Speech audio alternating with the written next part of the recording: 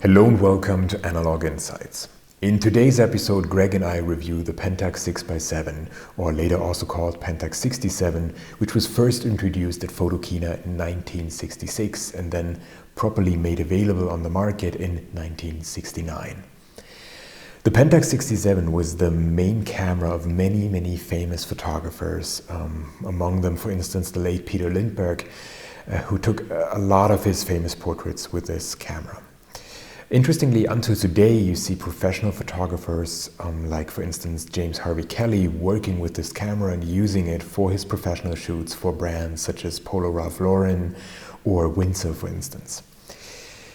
In order to live up to the camera's versatility and the large amount of lenses and accessories that are out there, Greg and I used it on a couple of different applications or in a couple of different application fields. So we shot some landscape, portraits, architecture, but even some macros on all sorts of films, so black and white film, color negative, and even slide film. So we hope you enjoyed this review as always, and look forward to your comments in the comment section below, and don't forget to subscribe if you haven't yet. Let's dive in there.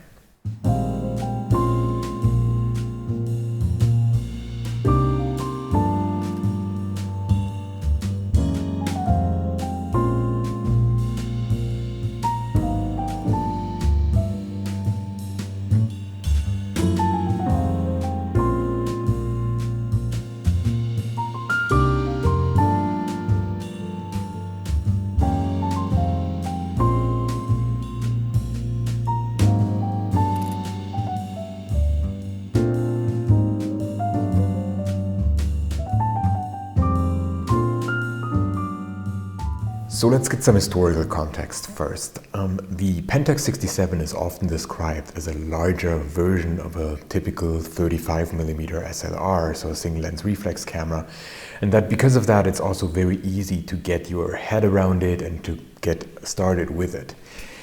And yet historically more accurate is that such medium format single lens reflex camera designs have been around for quite a while. For instance, Carl Nüchterlein already in 1933 created the Exacta VP, which was a medium format single lens reflex camera with interchangeable lenses in a very similar design. Or another great historical example is the Pentacon 6, or also called Practi 6, which was produced in Dresden and introduced, I think, in 1956. It also has a very similar single lens reflex medium format design. And I think it's more accurate to perceive the Pentax 67 in that tradition. And yet when it was released, the Hasselblad was all the rage. So what we today call the Hasselblad V system, Victor Hasselblad's finest creation.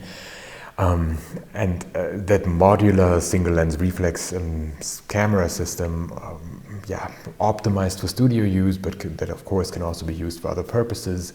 This was all the rage and used by all sorts of photographers, and the Pentax 67 was kind of moving in a different direction, but not a new one, and I think that is important. And of course it was also addressing professional photographers primarily with its features and high quality lenses and accessories. The Pentax 67 saw 4 iterations over time. The very first one, which was just called 6x7, then a second one, which was called 6x7 MLU, with the MLU standing for mirror lockup, and the 2 versions which we have here are such mirror lockup versions, and you can recognize these when you look at the market by these levers here on the right side of the camera that are doing the mirror lockup.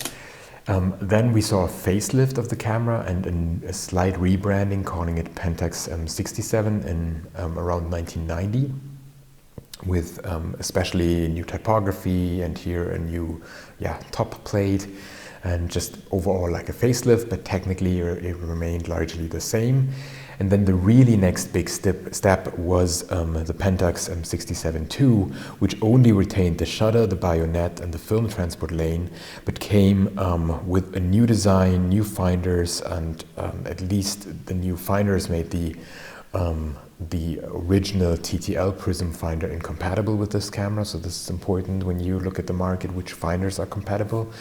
But it also introduced for the first time an automatic exposure prism finder, which of course is very interesting. If you want to have more automatic functions with the Pentax 67, then you should look for the more expensive version 2. If that is not important to you, you have all sorts of great accessories and so on already with the previous versions. And unlike the earlier models, the focusing screens could also be exchanged by the user, while earlier versions had to be sent in for service whenever you wanted to change the focusing screen. The Pentax 67-2 also has an LCD that comes with information like the selected ISO, the flash readiness, and the frame number, but we will disregard this model and focus on the 6x7, so more of the original versions, and particularly the MLU, which we have here. The 6x7 format is interesting because it was promoted by Linhof as the ideal format, because it perfectly matches most typical paper formats and ensures that neither the photographic paper is wasted nor sections of the negative need to be cropped in order to fit an image when you put it in the enlarger onto the paper. So this is why Linhof promoted it as the ideal format, and of course this holds true until today for most paper types, and makes such cameras in a similar fashion like the Mamiya RZ67 of course very, very attractive until today.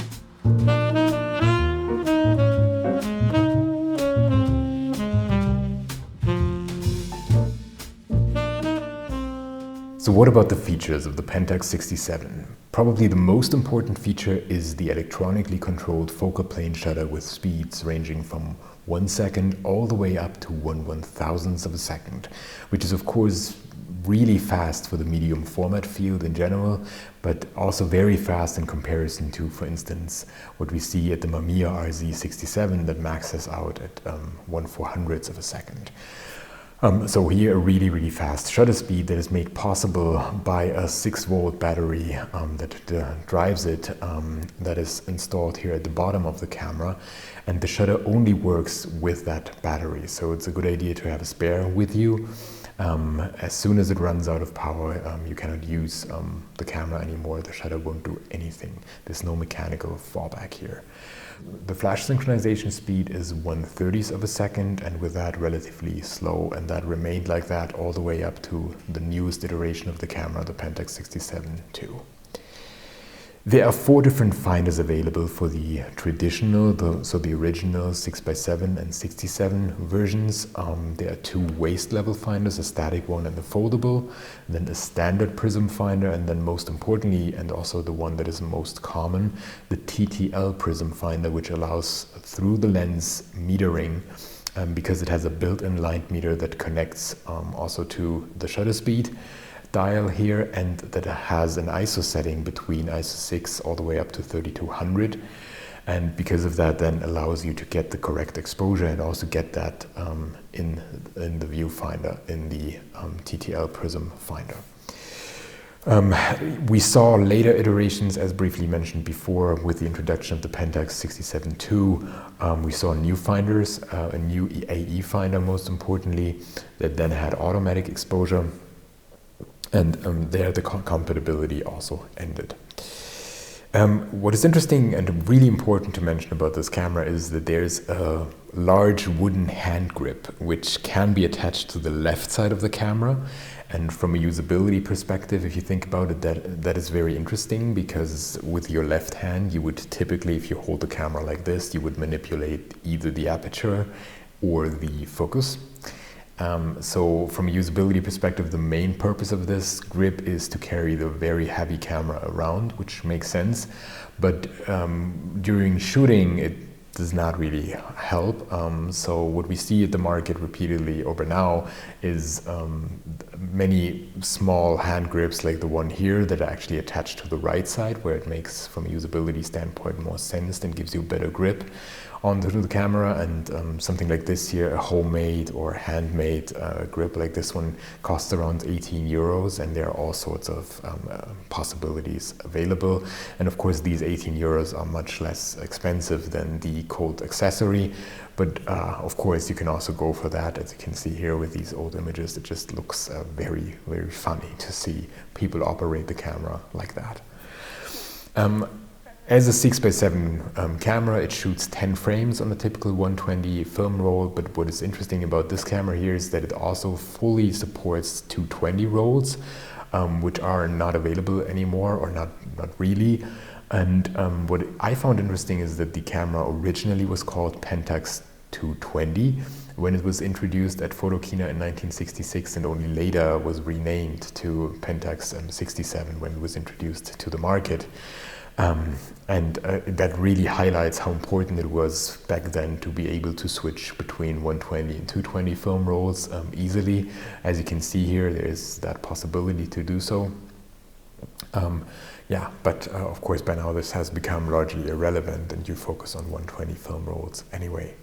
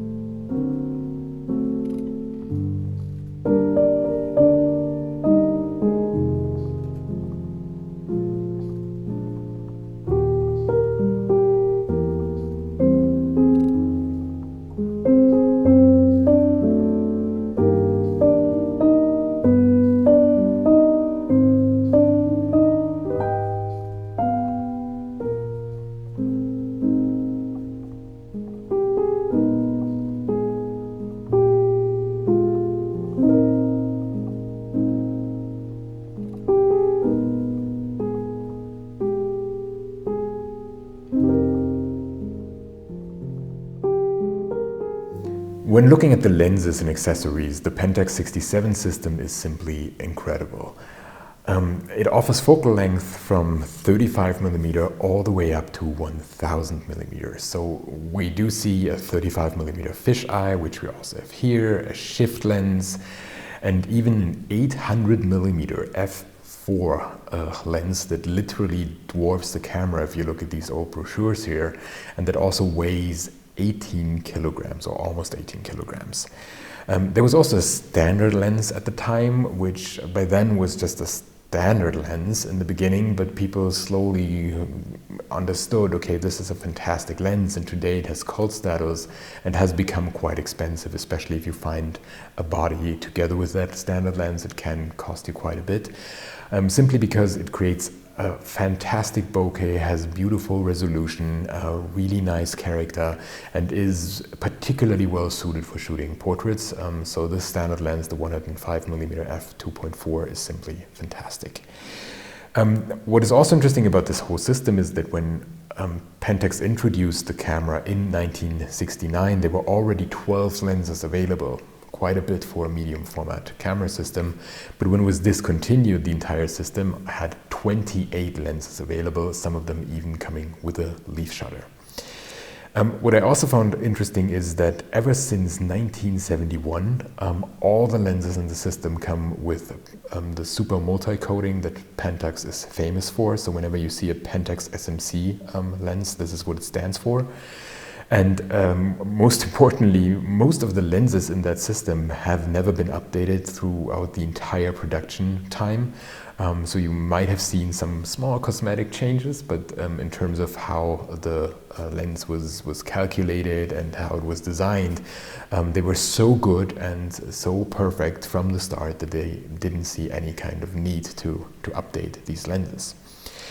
What is also important to mention is, if you think of these larger lenses, and especially that the Pentax 67 came with two different bayonets, an inner bayonet and an outer one.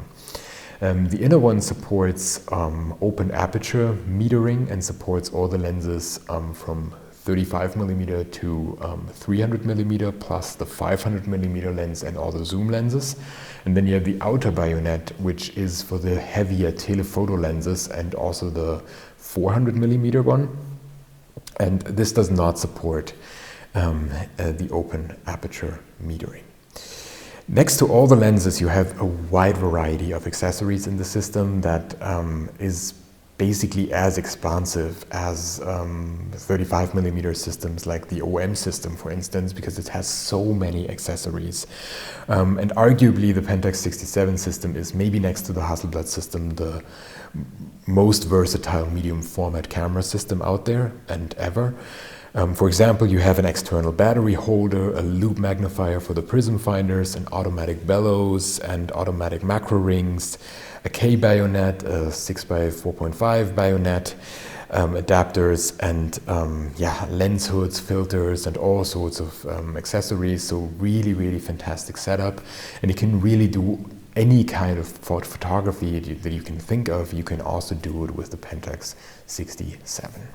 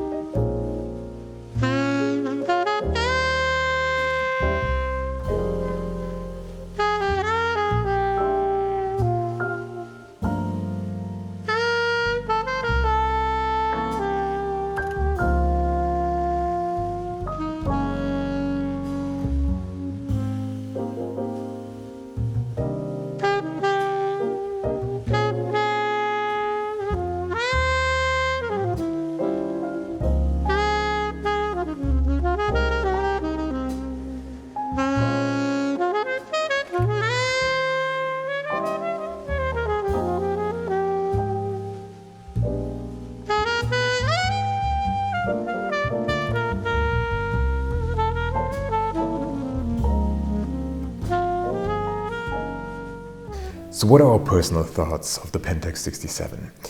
The camera impresses with its high build quality and really reliable feel. In many ways it's the perfect outdoor camera. Of course you can also use it in a studio, but it is really not primarily designed for that.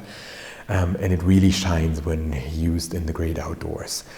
Greg, for instance, always takes and considers taking the 6x7 whenever he wonders which camera to bring for a longer trip and when traveling for a longer period of time, and he most of the times ends up using the 6x7 because it's the perfect tool and offers so many things.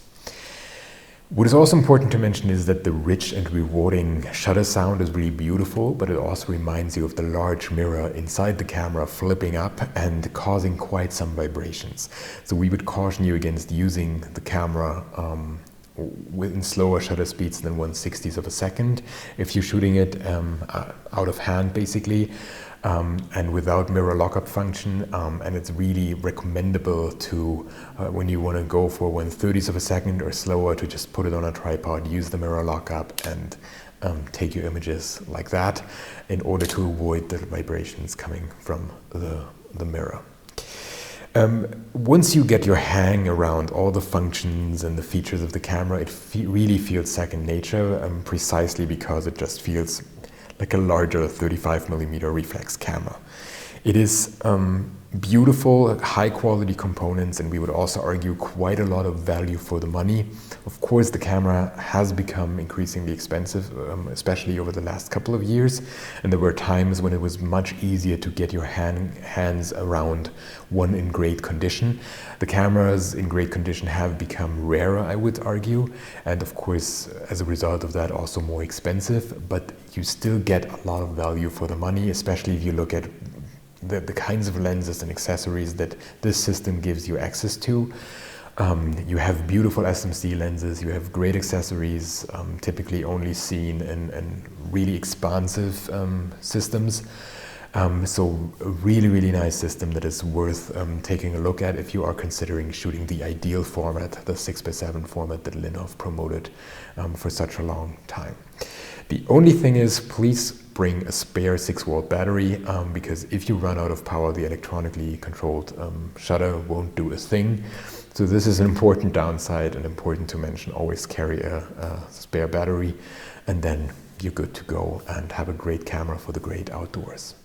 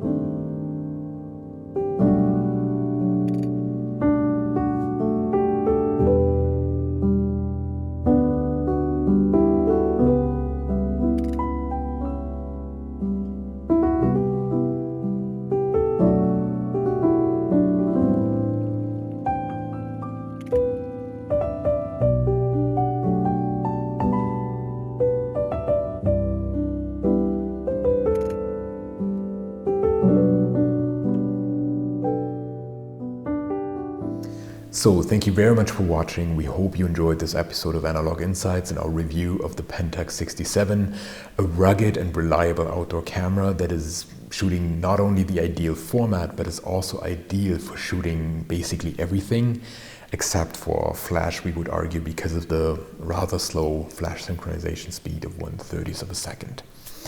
Otherwise, it's a great camera and we can highly recommend taking a look at it. If you enjoyed this video, please remember to like it and maybe even share it with your friends. And if you want to see more videos like this, please subscribe to our channel. Jules, Greg, and I really appreciate each and every subscriber coming our way. So thanks for watching. We hope to see you soon. Bye.